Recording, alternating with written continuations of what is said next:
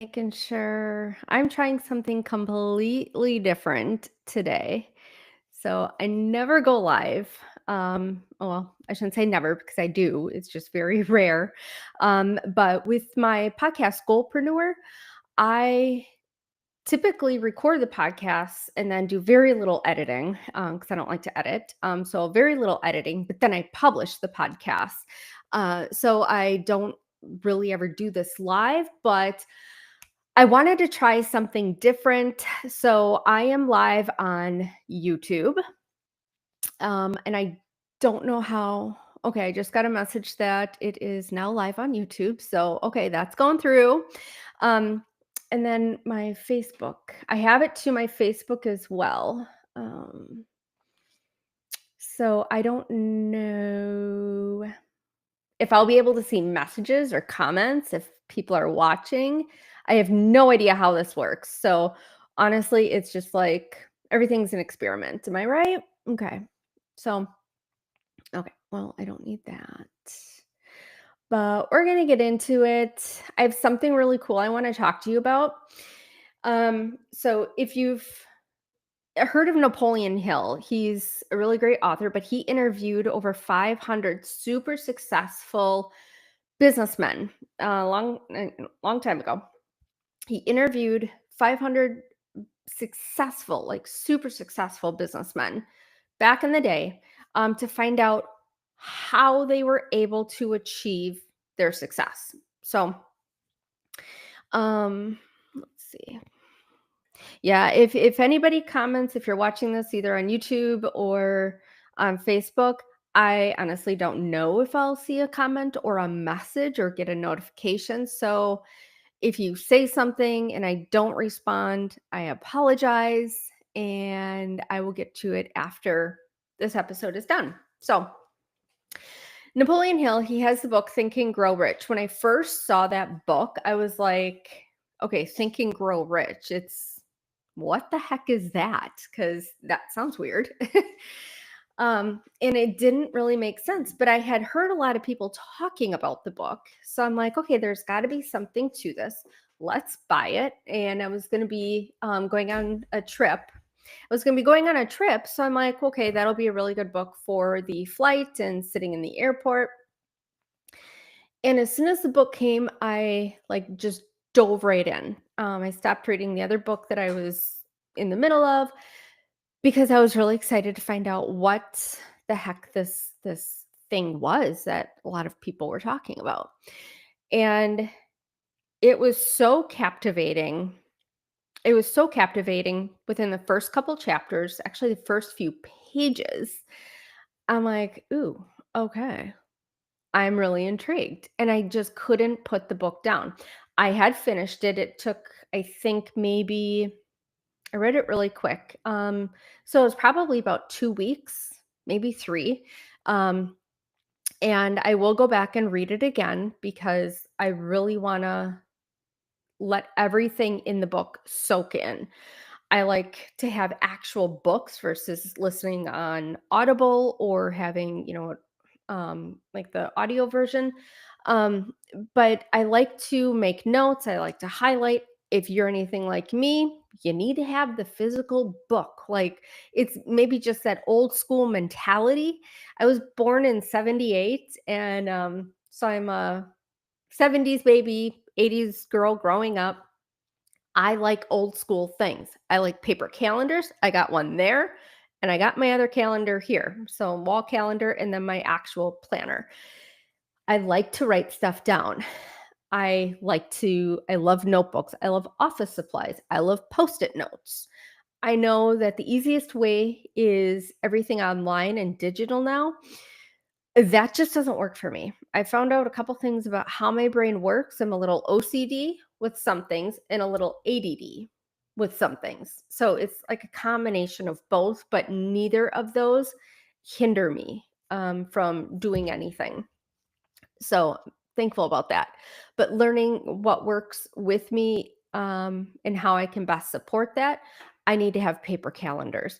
So with this book, I started highlighting and writing notes, and I would have my notebook right aside me because as I'm writing notes in the book and highlighting in the book, I'm also writing notes in my notebook.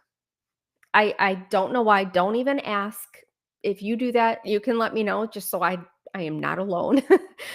um, but the book is amazing. So if you don't have that in your personal library, so I call it a personal library. If you don't have that in your personal library, get it on Amazon, start reading it. It will make a huge difference in your life and in your business and with mindset. It will help untangle the crazy wires in your mind. I don't have enough really good things. Is that right? I don't have enough good things to say about it. So that means that there's way more that I could say. I think I got that right. Anyway, um, so today we're gonna get right into it. So talking about how to unlock the other 90% of your mind, because I was listening to something from Napoleon Hill today on Spotify, and he said most people use only 10% of their mental capacity and wonder why success eludes them. We only use, most people, not everybody, most people, everyday people only use 10% of their mental capacity. And if you're a business owner, it's probably why you're listening to this.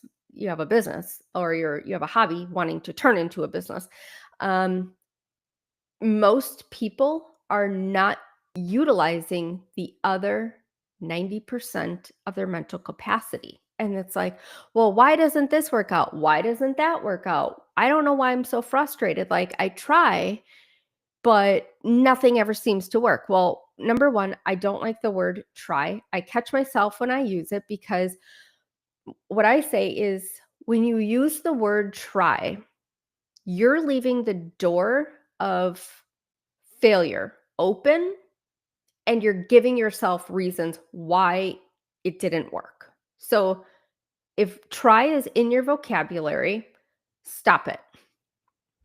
Uh Next time you're talking, you're like, well, I tried to do this or I tried to do that. Catch yourself. Be mindful of when you use the word try and then restate that again. So I did this and it didn't work. So I need to pivot. I need to do something else. But don't use the word try. It leaves that door of failure open and allows for excuses to be brought in. Okay. If you see me looking at my computer or looking off to the side, I'm just looking at my notes to make sure I don't miss anything because this is such a juicy episode and I was really excited to record this. Um, so the line that he had said, most people use 10% of their mental capacity and wonder why success, you know, doesn't hit, it eludes them. So that single line like stopped me in my tracks. Because how many times have you thought, I know I'm capable of more?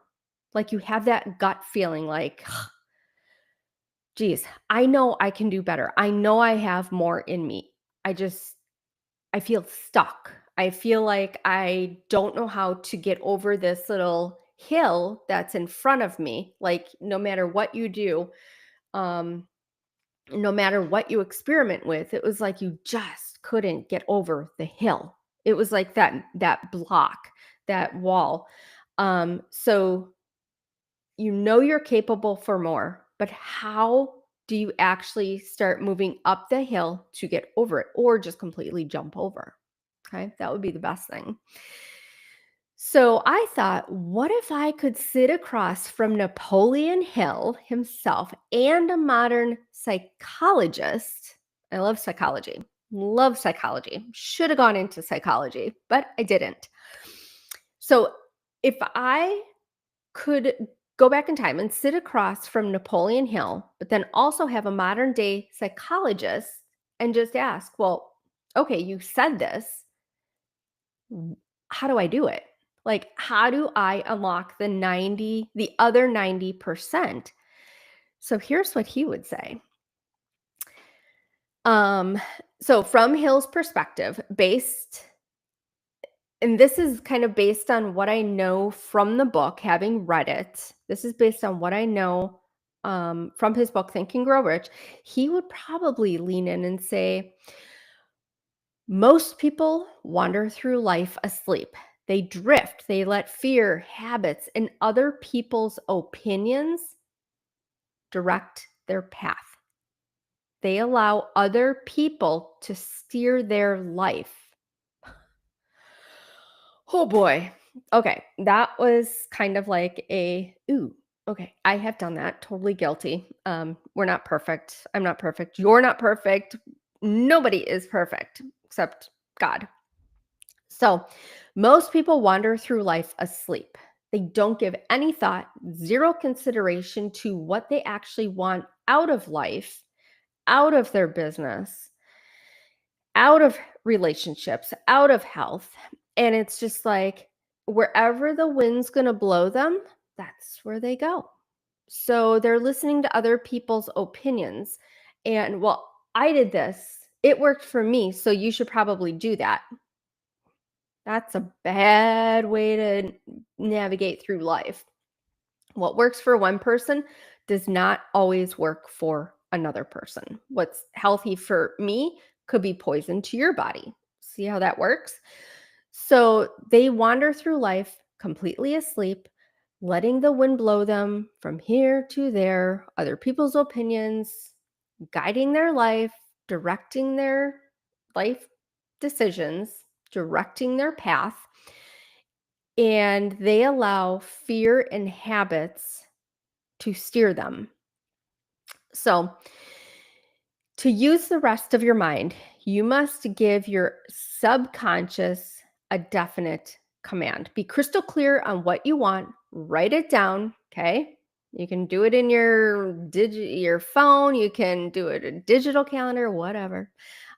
Write it down, put it on a post-it note, put it on your bathroom mirror. That's what I used to do. Like back in the early 2000s, after I had my first baby, and I wanted to lose the weight super quick. I was like 20, gosh, I think I was 22 at the time. Married. I wanted to get married and have babies young. So we had my first child right away, and I wanted to lose the weight right away. Well, okay, it takes 9 months to pack on the baby weight. It's probably going to take 9 months to pull it all off.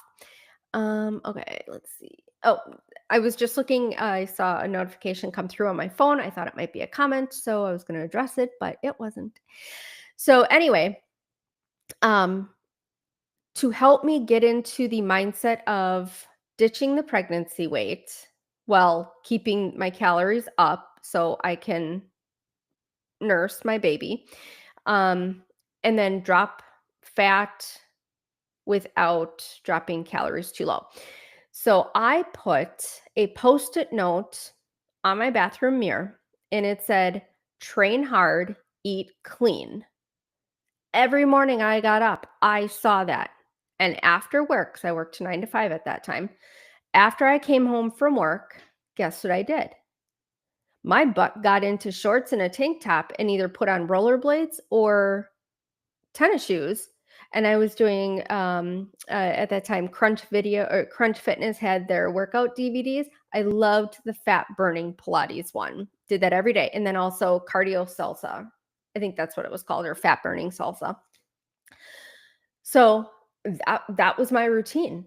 Now, by nature, I don't necessarily love fitness. I don't have a passion for it. I know it's healthy. I do love lifting weights. And at the time, I was also getting into the gym doing weights as well. But the fitness portion does not come naturally to me. Maybe it does to you. It certainly did not to me. So that was a challenge. But to help retrain my brain, to help retrain my mind into getting into the habit of working out, to be able to hit my goal of losing the pregnancy weight, I put a post-it note on my bathroom mirror.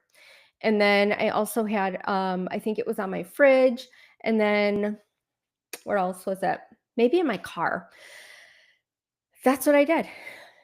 Train hard, eat clean. It was my daily reminder. I just after a while, it became like, nope, I don't have to think about it anymore. It's my mind is not fighting against me. This is what I have to do to get this goal, to reach my endpoint.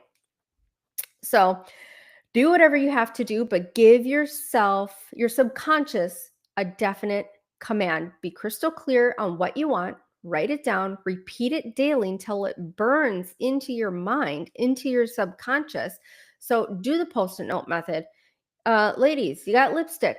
Do your lipstick on the bathroom mirror. Could be a little bit messy, but that's all right. But just post it anywhere that you're going to see it on a daily basis.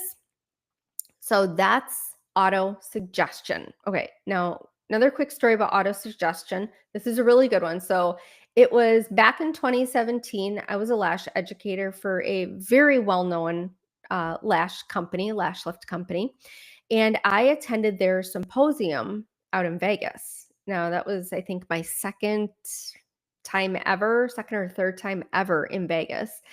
I was really excited to go. So during one of the evenings, my husband, a couple friends of mine that also attended the symposium, and we went ziplining down Old Town Vegas, or in over Old Town Vegas. If you've never done that, I suggest booking a trip to Vegas. Do the zip line over Old Town Vegas. It is absolutely beautiful. Like 10 out of 10 recommend. So I was terrified, to say the least. For lack of a better word, I was terrified. Okay. I don't like heights. My legs were, I remember my legs as we were walking up the steps because we had to go up. I don't even remember how many feet. I think we were like maybe 40 stories high. Don't quote me on that, but we're high. I mean, you look out, you see the lights of Vegas at night. I think it was like at 10 o'clock at night. So the lights of Vegas are all over the place. It was so pretty. But I remember my legs were super shaky. I felt like, even though I had just gone to the bathroom before, I felt like I was going to wet my pants. Like my bladder was just extremely nervous, and I thought I was going to have an accident. But I just remember telling myself that I am so excited to do this. It's going to be so pretty. It's going to be amazing to see the lights at night as I'm going down. And if you've seen Old Town Vegas, they have like the old part of the old town is covered, and it's all lights that go, I think, to music. It is so pretty. But I just kept telling myself, I am excited. This is amazing. The lights over the city are so pretty because we're so high up. I love ziplining, even though I've never ziplined before. I just kept telling myself that and getting myself like super hyped up. I was getting myself super excited. I kept repeating those statements to myself. And when it came time, like when my time was finally up, the door came up, and then there was like padding. You got the harness on. You go into Superman pose. So your belly's facing the ground. And I like confirmed with the guy, I'm like, triple check everything, make sure nothing is loose, tighten it up. Like, I'm not going down here. Um, but I just kept repeating to myself, I am so excited for this. It's going to be amazing. I'm going to be flying so high. Like, I'm going to feel the hair in my wind. It's going to be so pretty seeing the lights. I'm looking down over all these little people at the bottom walking around. It was an amazing time, but I had to do that auto suggestion to myself to get me into that state of excitement and being confident. And I don't want to say distracting, but it distracted me from what was actually happening. So in my mind, I was able to switch it from fear to excitement. It was beyond amazing. I wanted to do it again. So, fear, it was not in my body. So there really is something to auto suggestion. So moving on from that story, Hill would say also that with auto suggestion, you also have to combine it with faith and action. And you have to believe that so deeply in your subconscious that it can't be refused. Okay. I was trying to think of something else. And so my mind got a little haywire there. So again, he would look me in the eyes. He'd say, the subconscious mind is your bridge to infinite intelligence. Okay. It will serve you faithfully, but only if you tell it exactly what to do. So lay it out, write it down, repeat it to yourself, okay, on a daily basis until it becomes like second nature and you don't have to think about it. It's in your mind. It's just something that you do. It's something that you believe. Now, here's a take from a modern psychologist perspective. Okay, if I was sitting across, okay, so we got Napoleon Hill, we got the modern day psychologist. The psychologist would probably smile and say, you're not actually just using 10% of your brain. Your brain, it's always on. Okay. It's not like part of it is on and part of it is off. Use your entire brain. But the problem is that 90% of that activity, it's on autopilot. Okay. And that again repeats in a different way what Hill had said, that on autopilot, like we're directed and steered. What's that? We're directed and steered by thoughts and opinions of others. Um, and we just kind of move with the wind wherever it wants to go. That's where we're going. We don't make our own choices. That's autopilot. So your unconscious habits, fears, and distractions, they're running the show. Again, that's what Hill had said, just in a different way. So to unlock the rest, you don't need more brain power. You need awareness and control of the power that you already have. So acknowledging it. So a couple ways to get that: neuroplasticity, emotional regulation, and what was the other one? Flow states. So I'm just going back to my notes here. Um, so with neuroplasticity, probably have heard that. It's kind of a longer word. Your brain rewires itself when you practice new thoughts and habits daily. So that was what I was doing back in 2001 after I had my baby with my post-it note on the mirror. I was starting to rewire my brain. So these new thoughts of, I don't like working out, I don't like fitness, I don't like cardio, it became like second nature. It was just something that I did. And it became a habit that I consistently did. And I dropped those 36 pounds. Took me about, how many months was it? Yeah, it took me about, I think, 8 or 9 months to drop the pregnancy weight, but it was dropped. Okay. So that's why affirmations and visualizations can actually work. They literally carve new neural pathways. If done right, it's not like the woo woo manifestations or affirmations, because you also have to have the internal belief of what you're saying. Okay. So it's a two-parter. It's not just say things and that's it. Like you actually have to believe it. You have to get yourself to believe it. So, with emotional regulation, fear and stress hijack your mental bandwidth.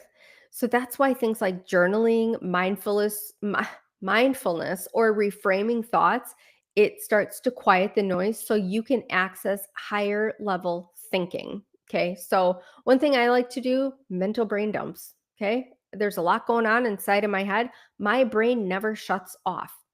At night, it never shuts off. I'm always thinking of things I could have done better throughout the day, work ideas that I probably should write down because I know I'll forget it in the morning. Um, things left undone. Maybe that's just us women in general or moms in general, but we have a hard time shifting our brain to, okay, now let's just focus on one thing. Let's just focus, let's shut everything else off. Let's just do this. So, by doing mental brain dumps, you're getting out that mental garbage, that mental clutter that's clogging up your mind. So, when you do the brain dumps, you don't think about it. You don't judge what you write down. You don't judge what thoughts you have. Whatever comes to your mind, just write it down. It can be tasks, it can be chores, it can be errands, it can be groceries, it can be arguments that you've had, it can be business ideas, whatever is in your mind, write it down, and then you can take like a bird's eye view, look at it better and say, "Okay, now let's start grouping these things." And so instead of all of these crossed pathways in your mind, now you're grouping it. You're compartmentalizing. Did I say that right? Compartmentalizing everything. And now you can start to break out your daily tasks in a much better way. Makes everything so much easier. So do the mental brain dumps, get the clutter out of your mind so you can actually start to focus on what matters most. Now, last are the flow states. So when you line up your skill with challenge, your brain silences the inner critic. Okay. So that's when you get access to creativity, clarity, focus that you didn't even know that you had. Um, One thing that I really like to do is time blocking. You might have heard that before. People call it a few different things, but I like to call it time blocking. So I got my phone, it's always with me.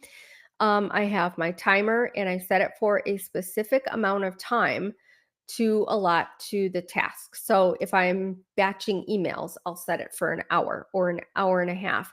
And I know during that hour and a half, that's what I'm working on. I don't have to think about anything else. I know I'm focusing on batching emails and getting those scheduled. So if you don't time block, a problem that you can run into is now, okay, you have your batching emails as an example. You don't time block, you're going to take as long as you want to do those emails. It could take the whole stinking day, okay? Instead of just the hour or an hour and a half or 45 minutes, whatever. Now you've given it all day to get that done. Now, at the end of the day, you're going to be like, well, crap, I didn't get anything else done. Might be just like busy work here and there, but only one thing got done. Like, honestly, that's not a way to do business. Okay. That is a very poor way to do business. So, get into the habit of time blocking. So, in your calendar, you can time block this way too. So, in the time blocks in your calendar, write down what you're doing, like batching emails. Mark it down, how much, or highlight the time that it's going to take you. Any appointments that you have, time block those. You want to hit the gym, time block that. Set aside time for lunch, or if you're going to meet somebody out for lunch, time block that. Set or assign, I want to say assign times to what you have going on. That way, you're guaranteed to stick to your plan. Okay. You're not being led, you're not being steered by anything else because you already have it time blocked off. So, I would suggest get into the habit of time blocking. It will serve you well. So, here's the crazy thing between Hill and then the modern day psychologist. Okay. They're saying the exact same thing, just different languages. Okay. They're nobody's reinventing the wheel. They're not reinventing anything else. Okay. They're saying the exact same thing, just in a different way. So, different language. So, Hill says, give your subconscious a command and feed it till it obeys. Okay. Like my story about my post it note on my bathroom mirror for working out, train hard, eat clean. Okay. I'm feeding my subconscious mind until it starts to obey, and it's like second nature for me. Then the other thing was uh, telling myself, like my story in Vegas, telling myself like I'm excited to zip line, even though I have never zip lined before. I'm telling myself that I love zip lining. I'm so excited to be doing this. It's going to be amazing. So give your subconscious a command and feed it till it obeys. And the psychologist says focus your habits, regulate your emotions, train your brain with repetition. Okay, both they're pointing to the same truth. You unlock the other 90% by deciding what you want, feeding your mind with it daily, and removing the noise that blocks you. So, woo, okay. I hope this episode is good. I hope everything came through because, like I said, I've not done this live before on YouTube and my Facebook page. So, we'll see what happens. Maybe I got a comment, maybe not. Nope, got a comment about something else. Okay. Yeah, maybe I'll get that later. Anyway, so in closing this episode, okay, so if we're I don't think I mentioned this in the beginning. So I'm Courtney Spaeth. I'm a business coach. I also have the Goalpreneur podcast, which airs on Apple, Spotify, and YouTube. But I help women take an idea and implement that idea, create a product, and launch in days, not weeks or months. So it's going from lost, completely lost, like, I don't know what I'm doing. What am I doing? Lost to launched in days, not months. So that's who I am. That's what I do. Goalpreneur podcast. Um, so think about this. Have you asked or have you told, sorry, your subconscious what you want? Are you practicing thoughts and habits that rewire you for growth? And are you clearing the noise of fear and distraction? So that's the key. Those three things are the key to unlocking the power that you already have. So honestly, it's not about using 100% of your brain. It's about finally using it on the things that actually matter. So, all right, we've come to the end. So if you liked this style of podcast and teaching, let me know. Let me know in the comments. You can uh let's see. I'm just trying to read something else here. Okay, yeah. Let me know in the comments. And I'm trying to get more comments on my teaching videos and my podcast. So please help a girl out, help a gal out. I hope this episode, it gave you the clarity and the confidence to take your next step forward. So if you love the episode, be sure to connect with me on Instagram. It's I am Courtney Spaeth. And then also on YouTube, it's Courtney-Spaeth. And also come hang out with me on my website. Check it out. It's CourtneySpaeth.com for more free tools and resources. Remember, you don't have to have everything figured out. You just need to start. So start now, start messy, just get started, start implementing. So, all right, my friends, I will see you again in the next episode. Bye for now.